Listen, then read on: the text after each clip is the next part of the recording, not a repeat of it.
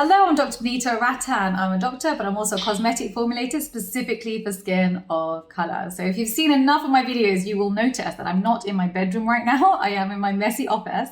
I've literally hidden everything behind that chair. But the reason is that we are doing a Zoom with the beautiful Deepica, and I'm so proud of her because there are so few females of color who have a dream and go make it happen. And it just feels like 10 times harder for women because we just have so many additional pressures and things.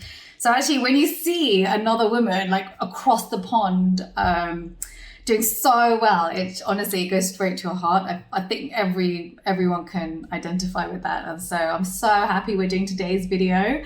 So today's video is all the questions that I wanted to ask Deepica from before that I would have loved to have asked her. And now I get to ask her about the life of being an influencer, mistakes that have been made. How do you deal with online criticism?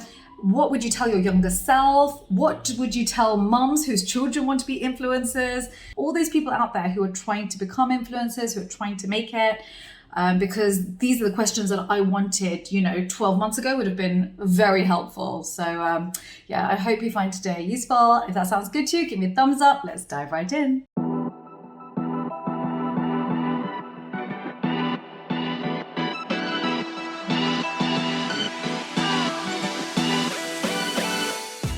Question number 1.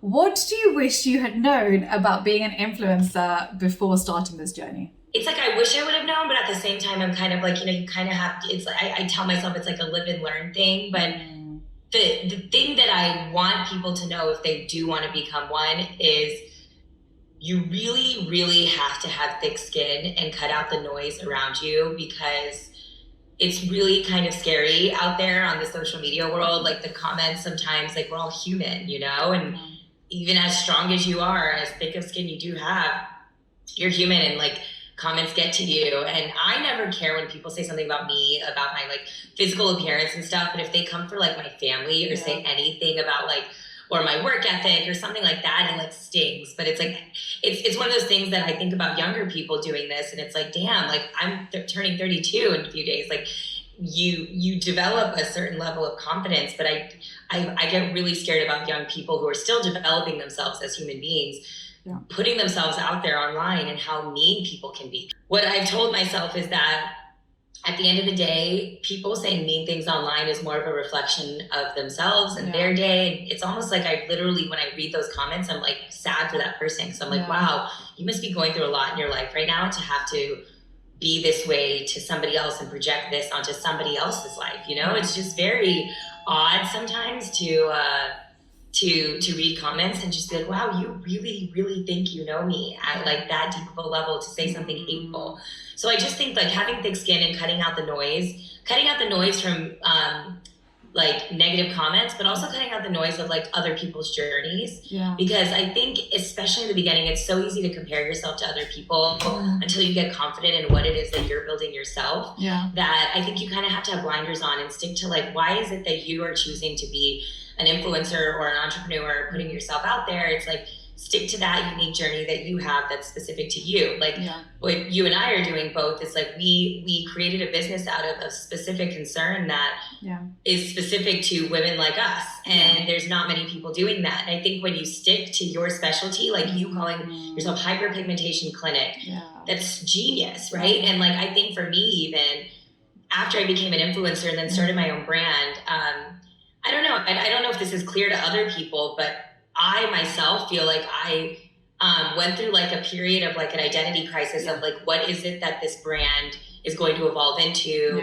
Is it big enough if I stick to just hyperpigmentation? You get those self-doubts because you start to see what everyone else is doing. And then I had to really do some reflections, which I've been doing. I'm always working on myself. But through those reflections, I realized that like I started my career using red lipstick under my eyes to mask dark circles for a specific concern that was specific to people like me.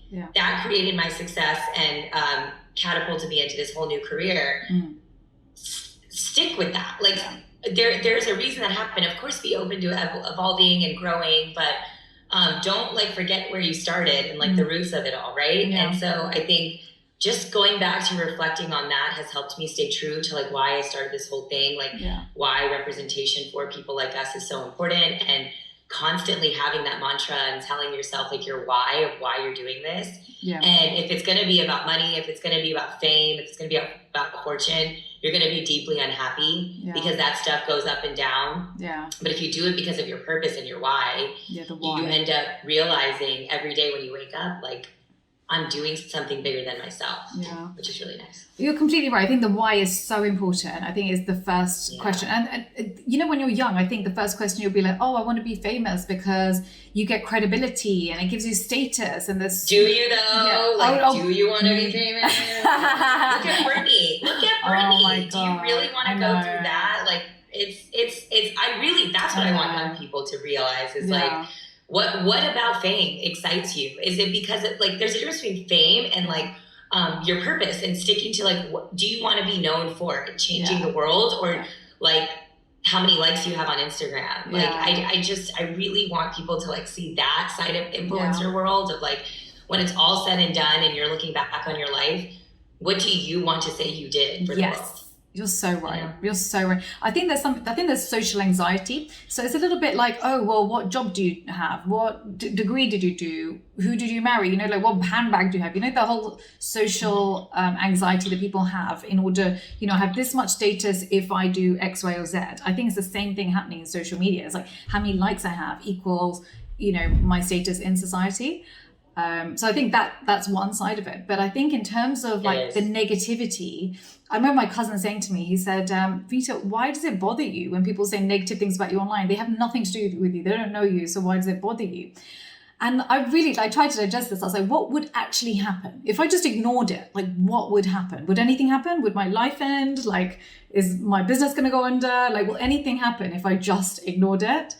And actually that has been such like a saving grace for me almost. It's like, I'm just not even going to look. Like, you know, the Kim Kardashian, she just doesn't even look.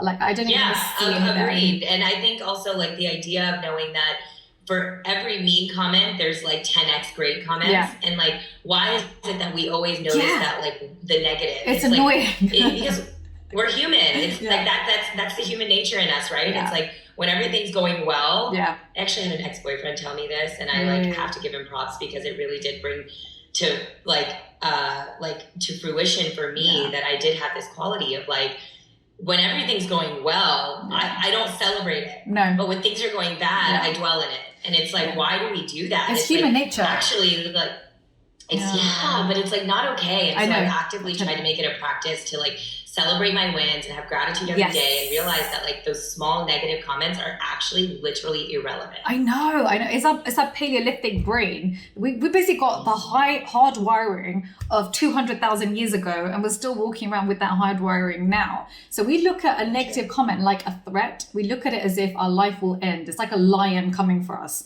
You know, like that's how we look at that. We look at that negative thing as that thing is going to destroy us.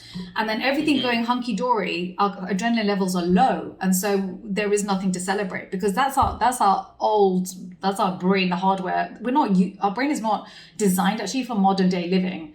And so now we're trying to retrain our brains, which takes a lot of work. And I think you're right. I think that's something that we do need to teach our children, because honestly, Deepica, I think a lot of our kids are going to be influencers, and the next generation, this is what they're going to do. Like, this is what they do. This is how they communicate. You know. How do you feel about it? Having a son, like, how do you? And a daughter. So they both got a YouTube channel called Sienna and Josh's Kids. My God. They were like, Mommy, I didn't know that. They were like, I want to be famous. Like, why don't do it on your channel? I was like, I'm really quite offended. I'm doing all right. I'm like, do you know who I am? Yeah, I'm like, what? Kind of a big deal. Do you know what? I did this with Sienna. So me and her, we actually collaborated on a kids cream for kids of color. I know. And it's for like kids scarring, you know, when they get a scratch, a bite, a burn. And so I was like, let's do this together. She was like, I want to call it Sienna's cream. I was like, Sienna, nobody knows who you are. No one's going to care about Sienna's cream. She's like, oh, that's so cute though. Like, that is so cute. I didn't know that. So you're good with it. You're good with your kids saying they want to be an influencer. Okay, yeah. I don't know. I think, to be honest, I don't have an opinion about it because I don't have kids. So like, I've never really thought about it until now.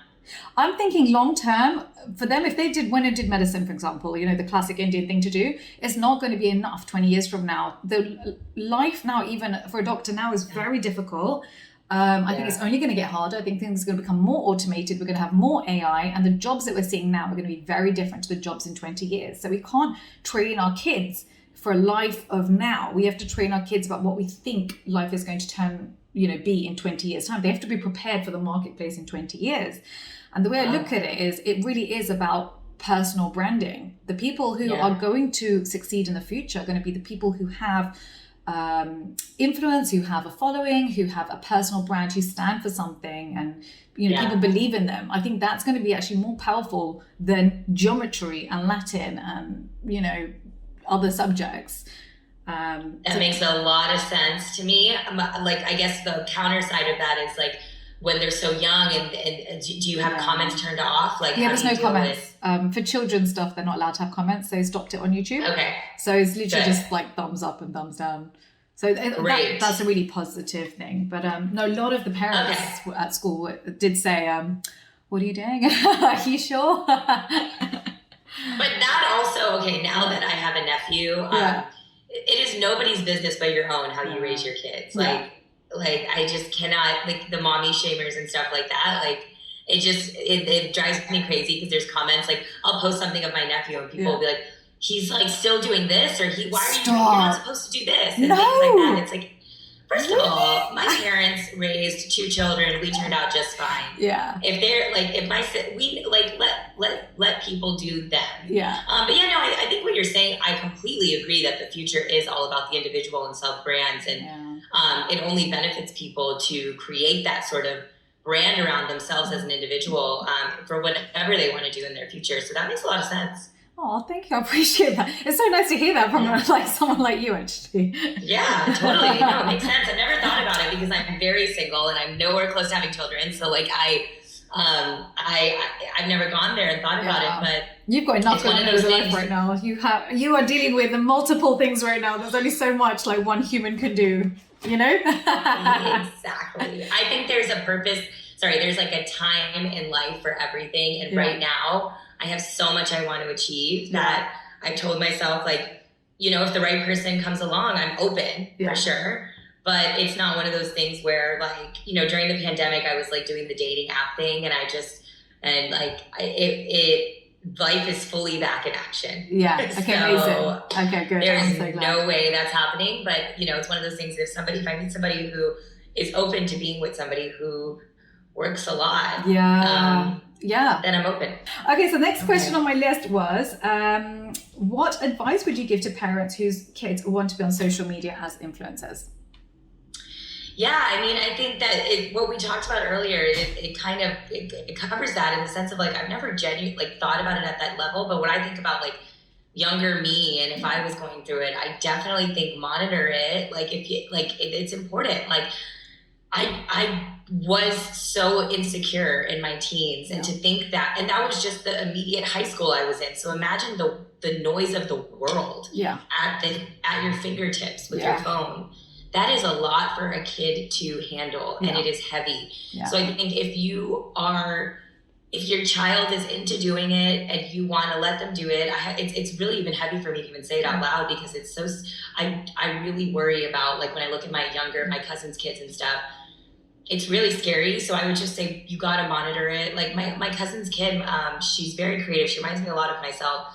She wants a YouTube channel, and the comments are completely off. I didn't know that was a requirement, but I think as a parent, if you're going to allow them to do it because they are passionate about doing it, then I think just make sure you're watching over it. Yeah, I think, do you know what I found? I think we're not very good at labeling ourselves. I think we look to the outside world for a label on us. Am I clever enough? Am I beautiful enough? Am I thin enough? Am I smart enough? Am I whatever, like your things that are important to you? And because we can't judge ourselves, we're looking at other people's labels of us to tell us what we are. If 10 people have told you you're intelligent, automatically you think you're intelligent. If 10 people have told you you're beautiful, automatically think I'm beautiful, because I can count these 10 times people have said it to me. And I think what's happening with social media is it's the same thing, but worse, because at least we have, like, for me, it's having my education or having passed certain exams. I can hang my hat on that and go, okay, so I must be clever because I passed this exam. You know, in my head, I'm like, okay, so tick, I feel clever because I did this thing. Whereas if I hadn't done that thing and 25 people are telling me I'm stupid, that I'm going to think I'm stupid, you know, like it's that with that, I think our minds are that fragile. This whole labeling thing, I think the big thing we're going to have to do is give strong labels to our children and constantly say it to them, you know, from before social media, from before everything, is tell them they're beautiful, tell them they're intelligent. I do little things with my husband where I go, I know Sienna's listening, and I'll say, I can't believe like how beautiful she is. Like, I'm so lucky. How did we get so lucky? Neither of us are that good looking. Like, how did that happen? And she's like sitting at the back of the car going,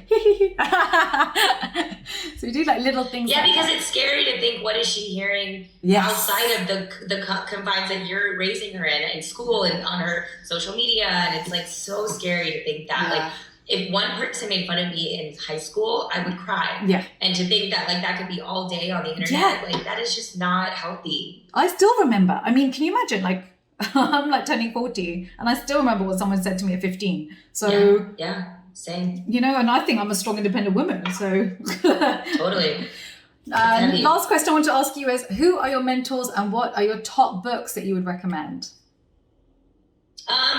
So I feel very lucky that I have a lot of advisors, mentors, just like people in my life that's like a support system. And maybe it's because I have basically predominantly been single in my life. So I see a lot of my friends who are married and their support system is their spouse. And because I don't really have that, I never had it through my 20s, like, I've developed a lot of really strong, badass women as mentors and advisors and now investors in my company. And I think I attribute a lot of who I am today to it starts with my mom, because she taught me so much about what it is to be a woman. And like, I've witnessed her be this like badass woman, and it's just really cool to see. And then I see my sister doing the same thing now that she's raising her son. It's just like, I genuinely am like plot twisted by what women are capable of. Yeah. And then as I got into my professional career, it would be like going to New York City and then meeting people. And I remember meeting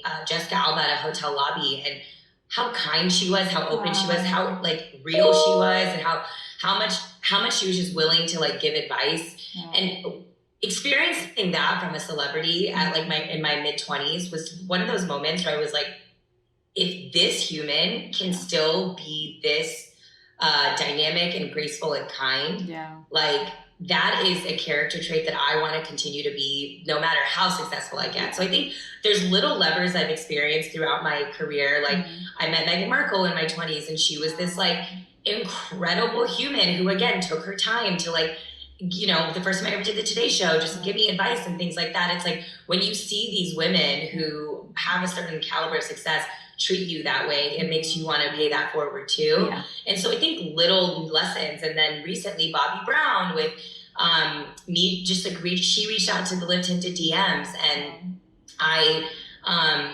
like truly was mind blown, because like Bobbi Brown to me was so crazy. Like, oh my God, legend. Like when I think about what I want Live Tinted to be, I want us to be the next Bobbi Brown. Like I want it to be a legacy brand. And so I think to be able to turn that into a meeting, then turned into my investor is just such an incredible congratulations. That I'm so proud of. Yeah, I'm just really proud of it. And all of them are people that I can text and just like what I think about the mentors in my life and stuff, like I can less so like not like the, you know, not the famous people. I'm more talking about like the business advisors in my life, like those people. I'm just so grateful that like when I'm dealing with fundraising, I can just pick up my phone and say like, you know, whatever it is, I can do that. And that to me is way more valuable than a check from somebody as an investor. It's like that mentorship and that advice. Absolutely. It's huge. And I can't wait to be able to do it for somebody else one day. I'm just, you know, still building. Amazing. Yeah, I would help you with that. Like, I would love to do that too. It is actually right. I want to create like there's so much I want to do with Live Tinted. Like we started as a community brand, right? So it's like to be able to turn that community brand into a platform beyond, like, you know, that now that we have physical products that we sell, I love it because I'm passionate about creating products that serve this community. Yeah. But what really gets me excited is giving that community a platform to share their voice. And so there's so many things I want to do with the company, and I'm just trying to every day build it and figure it all out. Well, if I can help you with anything, anytime, you just let me know. Like, it'd be an honor. Thank you. I mean, yeah, even this conversation with you, because I feel like we have very similar audiences of people who have the similar concerns. And so I think it's just going to be nice to be able to cross-pollinate those audiences and discover each other, because we both have products that serve different things, but also similar things. Yeah. We both use each other's products. So it's like... Yeah, exactly. Yeah. Amazing. So I just want to quickly introduce, I've received this from Deepica, which I'm wearing right now, and I love. You know how everybody knows that I have very high standards when it comes to SPF 50. For me, wait. I wanted to tell you this because you texted me this. Yeah. It's SPF 30. Oh, is it? Yeah, I know. So, and I know you're. But it's got 18% zinc though. That's high. Yeah, it has 18% zinc, but it's SPF 30. That's what I want. I actually want to talk to you about that. Okay, all right. So the good thing about this sunscreen is that it's NAF safe. So my big thing is there no denatured alcohol, no fragrance, and no essential oils. And this is what I specifically said. Like, I need the inky layers. So all my followers are basically Dr. V inky hackers. And you can see it's basically invisibles, no white cast. And I'm wearing it right now under my makeup, and you know, I think it's brilliant. I think it's a great primer. Well, first of all, I know you have a very high standard, so this means a lot. And and just so everyone knows, she definitely asked for like the ingredients list and everything, which I appreciated so much, because that means you take like any type of stamp of approval very seriously, which is it only adds to the credibility of anything that she ever recommends. So now when it's cool because sometimes you see things and it's like, where's the intention behind it? But I experienced her asking the team for like, what is the ingredient list? Let me look at it and make sure that it's good to go. Yeah. And this means a lot hearing from you, because this is what you do. And I, as a founder, worked with labs to make sure that there were certain things that I wanted to make sure happened with this product. But to hear from a doctor and a cosmetic formulator that this is like stamp approval from you means a lot, because it was really hard to make this, by the way. Yes. I'm sure you know this because you did it, and it's like it's really hard. Yeah. So just so you guys, in case you don't know, so I created Inzincable, which is a mineral sunscreen for skin of color. Again, we both basically went for like no white cast, because I think both of us are obviously have skin of color and obviously know how difficult it is to formulate with zinc oxide. And I struggled for years. I don't know, how long have you been doing yours for? Like, 2 years. Yeah, 2 years. I struggled for 2 years. I remember I did my first post 2 years ago, and I just showed how pathetic my first attempt was. It was like this white goop. It was disgusting. And I actually just wanted to quit at that point. And then the more videos I started doing, they'd be like, oh, well, Dr. V, please, can you just tell us, like, just give us one mineral sunscreen that we can wear. Just tell us one.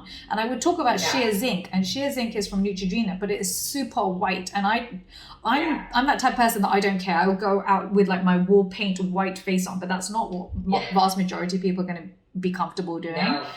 And so it's like I had to persevere. But it's expensive. Yeah, is yours out right now? I thought it was coming out this summer. Yeah, it's coming out in July. So right now I'm dealing with packaging stuck at customs. So I'm just, do you know what? It's so hard. Like even ingredients. Nobody gets how hard it is. It's so hard. I feel like crying. I'm like calling them, please, we need our packaging. Just release my packaging. It's so annoying. Like, so yours is SPF 50, which is really incredible. Ours is SPF 30. It also works as a primer, like under makeup and like has moisturizing benefits and stuff like that. And so, and for me, just even tinting at marigold was symbolically important to me, because it was like the idea of you don't even experience the white like right away. And we did it, and these are all things that I know you know how hard it is. But it's like so hard. Packaging is in a 100% PCR tube, so it's like post-consumer recyclable tube, and just trying to like. That's why it's like, you know, little things. It's like the color. Like I wish there were certain things that design-wise I wanted to change, but then I was like, we're doing things good for the environment with it being a PCR tube that I was like really happy. Where did you get your PCR tube from, if you don't mind me asking? Like, where did we do the tube? In the U.S. In the U.S. Okay. We worked with this lab that does like, they help with both parts of the business, and so like the packaging and the formulation, which usually it's two people that are separate that you bring together. Yeah. anyways, I'm really, really proud of it. It took forever. After we did the Hue Sticks, literally as we were developing the Hue Sticks, our first product, this was the product that I was obsessed with doing, but it took years. Yes. Literally years. So did you find that, like, I don't know about what was testing like for SPF in the US? For here, it requires, once it's in the final tube, 6 months of stability in that tube. Yeah. So, which is why literally we're launching it in July too, because it's like, it took until we finally picked out the final packaging and then put it inside the packaging to do the stability testing for 6 months before you can actually give it to market. Because, I'm actually really happy because it only adds to the, this is to protect your face from like UVA, UVB rays. Yeah. It's like, that's a very technical thing. And so I'm glad that they do that. Is it the same for the UK? It was hard. Like, so for example, for me, when I have an idea, like for example, like the facial pigmentation kit, for example, right? I had the idea in February. Within 6 months, it was formulated, stability was done, packaging was done. I shipped everything over, all the ingredients done, like ready to launch, like 6 months. It was that quick. Whereas the Inzincable has taken me 2 years. So the testing phase was a year, like just the tests. This is why we don't have enough. I actually thought it's because there was an oversight. I thought all the L'Oreals of the world weren't looking at us, but actually looking back now, I think it's hard. It's the hardest cosmetic to create. And this is not the first thing that you would ever go and make. Like, that's crazy. And I want to make a body one, but I want to make it in a spray form. But it's like, how do you do that with like without the white coming out of it and without it being a chemical SPF? And so I'm struggling with that now. I'd avoid, if I were you, doing aerosols just because of inhalation. And I think the way we're going to be moving in the future, like I'm thinking like not now, right now, but FDA doesn't approve of aerosols, and especially a lot of them are flammable, and then inhalation, and then we put it on our kids and then they're going to play like next to the barbecue, for example. So even like the Neutrogena ones that you spray on you're saying like that won't. I haven't reviewed Neutrogena, but from what I understand right now, aerosol technology is flammable. And so that's what I was told too. And non-aerosol is better for the environment also. So like, but I like also love the convenience of being able to spray it on your body and like just go all over. Yeah. So we're trying to figure that out as the next step. But HueGuard is the first thing. And what I also love about your audience is like you have an incredible skincare enthusiastic audience for hyperpigmentation. We are more playing in the makeup space. Like this SPF is like our first attempt into the skincare side, but it's a primer SPF. Yeah. But like the Hue Stick, the color corrector, is like to me like a daily makeup solution. That's for anyone who's maybe using your hyperpigmentation kit that wants like a daily makeup product solution. Yeah. The Hue Stick is a great alternative for that. Not alternative, in addition to that product. And so I feel like it's just cool like that we can be like the makeup to your skincare. I know. Send it to me because I do a lot of like get ready with me videos. Oh my God. I think we didn't send it to you? Yeah, like I've been waiting. Thank you so much. I really appreciate it today. Wow, what a long video. It's like my longest video I've done. Thanks for having me. Oh, thank you so much for coming. And guys, don't forget, I'm in the comment section for 1 hour at the launch of every single video. Hopefully Deepica will be there too as well to answer your questions. And don't forget to subscribe, hit that notification bell, and follow me on Instagram at the Hydrating Clinic and Skincare by Dr. V. And Deepica, if you want to give your handles. Yeah, it's at Deepica, Deepica on all social channels, and at Lip Tinted, LIBETINTED on all social channels. And amazing. Thank you so much. Take care. Thank you. Bye. J1.